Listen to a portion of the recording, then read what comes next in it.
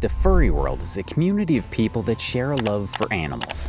They dress up wearing colorful costumes and gather at meetups and conventions. But under the covers of their costumes, bad actors have been able to blend into the community. Khord Kitty is one of the most popular names in the furry community, and his fame is for all the wrong reasons. Gabriel, the man behind the fur, has left a stench far worse than his infamously unwashed fursuit. From neglecting his wife and child while she slaved to pay the bills, to attempting to bring his infant son to a fetish-tinged baby for meetup just for laughs. He's also faced allegations of zoophilia and has been accused of committing vile acts with animals, even engaging in predatory chats with animals. The news of Khord Kitty's actions shocked the furry fandom. Today we unravel the story of a deranged man whose dance videos impressed thousands of fans, but his choices betrayed trust, shattered his family, and left a community reeling. Oh my, what is that smell?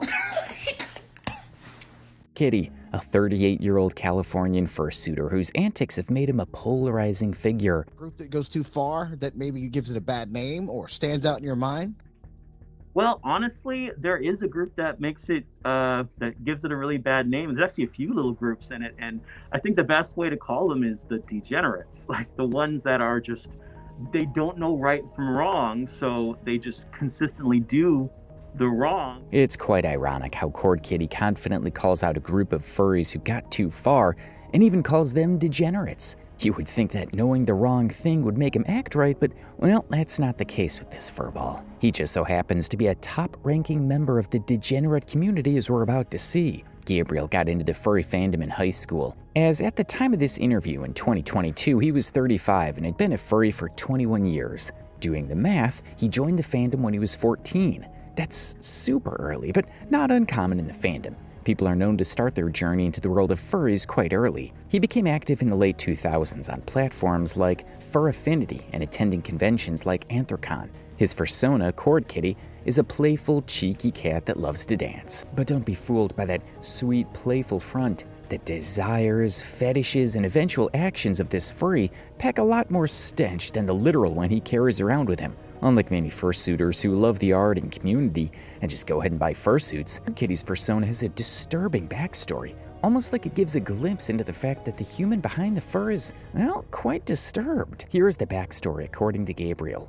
Khord Kitty was originally a male human named Chris. Chris was cursed when he ran over a cat during a drunken after-party drive. That unnamed cat had a karma spell which cursed Chris. The spell made Chris have to become Khord Kitty. With no memory of her previous human form, Khord's personality is playful, curious, cheeky, and sly. It's the kind of quirky lore you'd expect from a furry, but Gabriel's real-life actions took things to a whole other level. Khord Kitty first gained attention for his fursuit dance videos.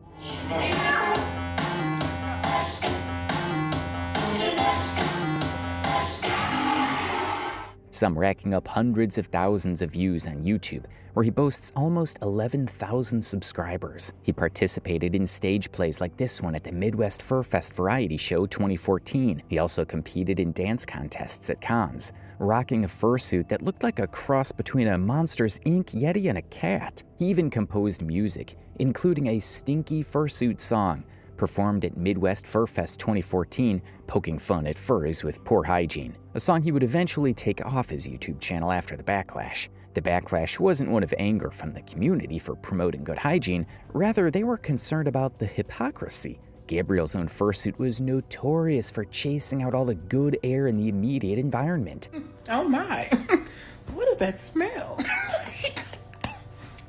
In the comments section, someone replied, "Take your own advice and clean your suit, Khord." Apparently, there were other people who had been in close proximity to Khord's fursuit and had the same thing to say about his suit. At Fandoms United 2015, someone slipped a note under his door that just said, "Stinks," with an arrow pointing to his name. Tumblr post from Further Confusion 2016 described his suit as grimy and unbrushed, with an odor so bad it cleared out the Headless Lounge. I saw Khord Kitty's suit at Further Confusion 2016's Headless Lounge. They were airing it out this last weekend and said, "Shudders, that thing stunk so bad that nearly everyone was shoved up against the other side of the room. The poor thing was unbrushed and grimy to the max. I really wish the suit was washed beforehand." Another user wrote, different and on. Khord Kitty's suit is disgusting.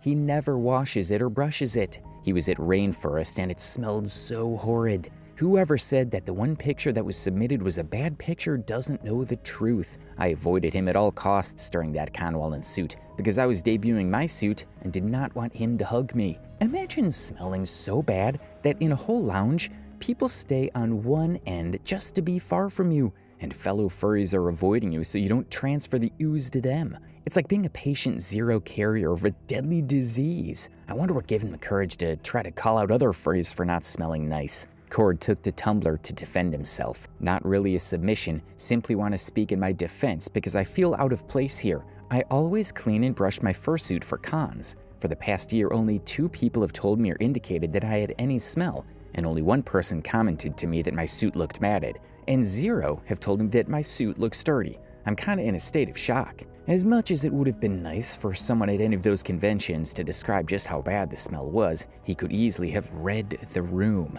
If so many people are keeping their distance from you and trying their very best not to allow you to touch them, it would take a very oblivious person to miss all the cues. He goes on to write, in regards to the smell, not until FWA did I figure it out on my own. An effective method of drying my suit from sweat. Unfortunately, I was given poor advice early on, like hang drying was an effective method, which it is not.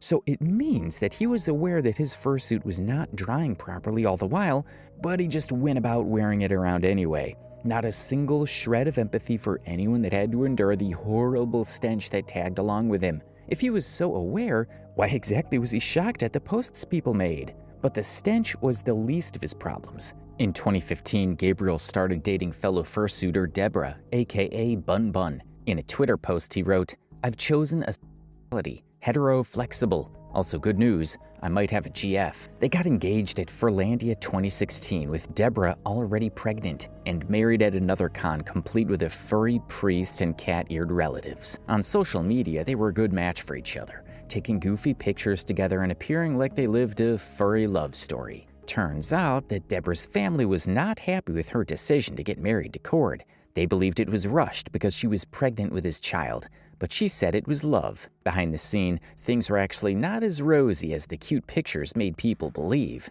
Though they were married, Khord was the most irresponsible husband a woman could have. According to Deborah's tweets, she worked so hard because she had to foot all the bills by herself, and Khord did absolutely nothing to help. Things got so bad between them that the situation escalated into physical harm, with Deborah admitting that she slapped him out of frustration. "I slapped Gabe today. He was being mean and bullying me. He really my life over yesterday, so he decided to take it out on me today, and this is what he does to me. He makes mistakes and makes me pay for them emotionally if I say anything at all. I don't even know what to do. He is a nightmare. I told him that I hated him and I wanted him gone." By June 2019, Gabe and Deborah ended their marriage, and in the wake of the divorce, things got messy. Trying to play it all cool and macho, Gabe described their separation as a consensual decision to transition what they had into an open relationship. "My wife and I have decided to switch to an open marriage on account of the high risk of postpartum cardiomyopathy, a rare form of heart failure that affects 1 out of 250,000 women in the US. Given the circumstances, we both agree this is the best choice going forward." "Sure thing, Gabe. We all missed the tweets calling you out as a horrible partner. There's really no need to throw around big words just to tell us you were dumped for being an insufferable partner." Just days later, he was on Twitter looking for attention as usual. Don't ask me why, but this was literally the worst week of my life. I've never been more miserable. I've been sobbing uncontrollably. I walked into a graveyard because I wanted no one to ask why I was crying. It's times like these where I'm most grateful for my furry friends. On the 5th of July 2019, the divorce was properly announced. No more lying about an open marriage on the grounds of postpartum blah blah blah. In proper attention-seeking fashion again, he went on to talk about how he was unconcerned and had moved on from the divorce just days later. "I have officially stopped caring about the divorce. It is 100% out of my control, so I won't worry about it. I just got the most amazing job of my life. I've just had the happiest moment of the year. This is amazing. I'm a music teacher." For someone who stayed married for 3 years while allowing his wife to do all the heavy lifting, this post was shameful at the time it was made, and still is shameful right now. maybe if he had tried to show a fraction of this newfound desire to be a responsible parent and partner, he would still have a family to call his. Sometime in 2018, before the separation, things took a dark turn when Gabriel tried to bring their infant son to a baby fur meetup, further showing just how horrible a person he was. For those blissfully unaware, baby furs role-play as baby animals, often overlapping with ABDL fetishes, some of whom symbolize diapers and age play. Bringing a real baby to such an event was a massive red flag, especially since Gabriel later admitted on Kiwi Farms he thought it'd be hilarious to see baby furs' reactions, only backing off when people threatened to call CPS. The hilariousness of seeing the faces of baby furs at a real baby showing up would be priceless, though I understand the average furry assumes that all baby furs are pedophiles who babies. I know enough baby furs to know that they are a lot more down to earth than people take them for. Though mind you, I'll never leave my son with any male ever. I don't trust any men with my children. Men have no maternal instinct, obviously. How does one person so clearly contradict himself in very few words? One has to be so oblivious to the things he's saying to not see how problematic this whole thing is. How do you make a joke about taking your own child to a meetup of people who are generally perceived on being on the side of child abuse? Like that's not enough of a problem, you still go ahead to defend the same group of people, saying that they're down to earth? Almost like saying I know that they have the tendency to assault my child, but they are cool people all the same. It really makes no sense. He doubles down on his defense of baby furs, by the way. We intend to bring him and Perry to a lot more cons because there is nothing wrong with it. I don't understand this helicopter parent mindset where it is my responsibility to protect him from seeing any and all things that don't seem Judeo-Christian enough. Baby fur isn't a fetish group. It's people who chose a baby fursona. Yes, they have their weirdos and bears, obviously, but it's possible to be a baby fur and not be into baby rape, just like it's possible to be a furry without being into animal rape. In the custody battle between himself and Deborah, this madness was one of her reasons why he should not have custody of the kids, stating that Gabe was not a fit parent and that he is not a father at all. He insisted baby furs weren't inherently sexual, but his own fur affinity posts and Telegram chats told a different story. He was in baby fur groups, posted baby fur art of his fursona, and performed a skit called Crinkle Wag about the sound of diapers.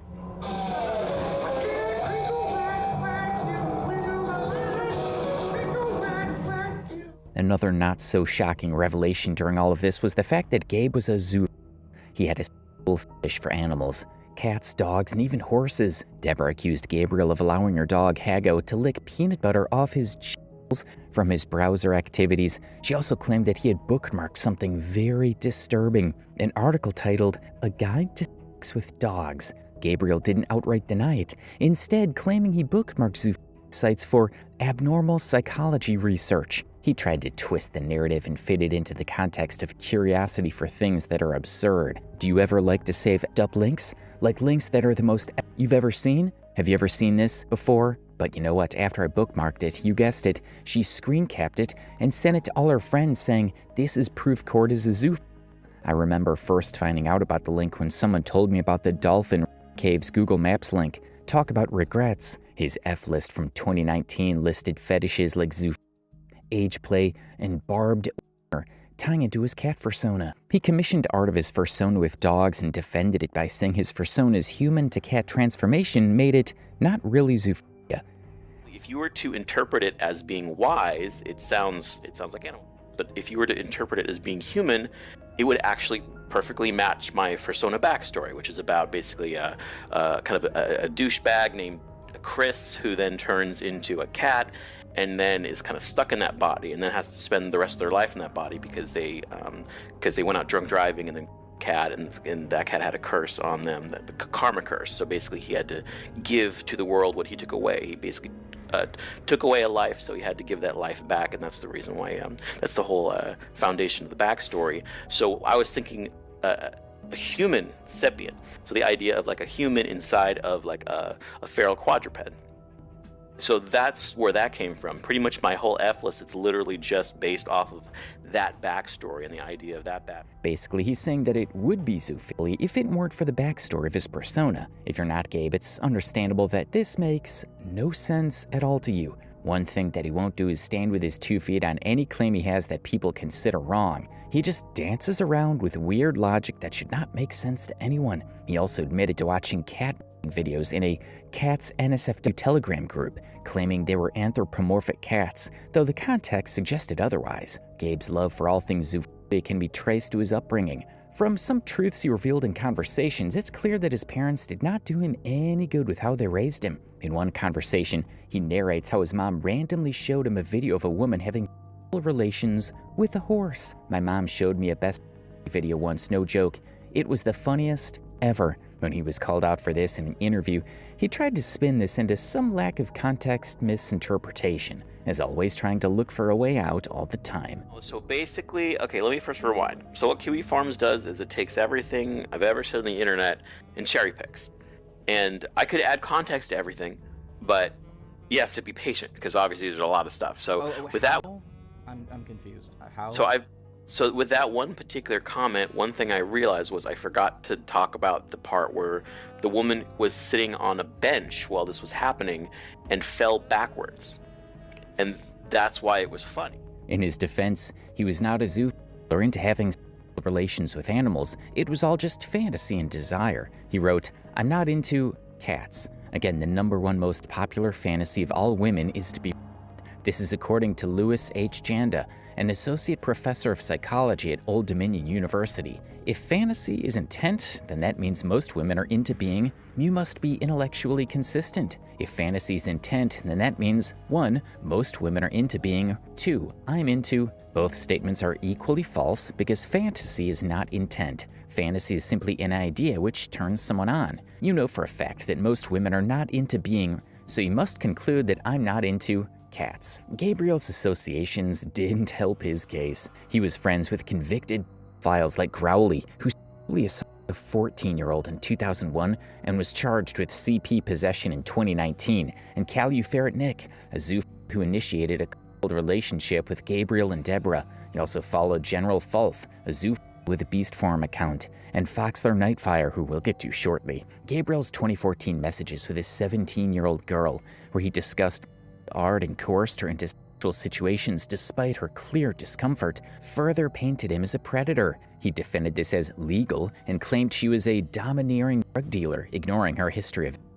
More tweets and posts were made by some other people who had earlier spoken with or chatted with Gabe when they were minors, and every one of them referred to those interactions as weird. Apparently, he had a streak for trying to start things up with minors. OMFG Khord Kitty, bringing back old memories of YouTube 2016. He used to talk with me on there when I was like 12 or something. He didn't say anything sus from my experience, but it's still hella weird now that I look back at it how he would constantly message me.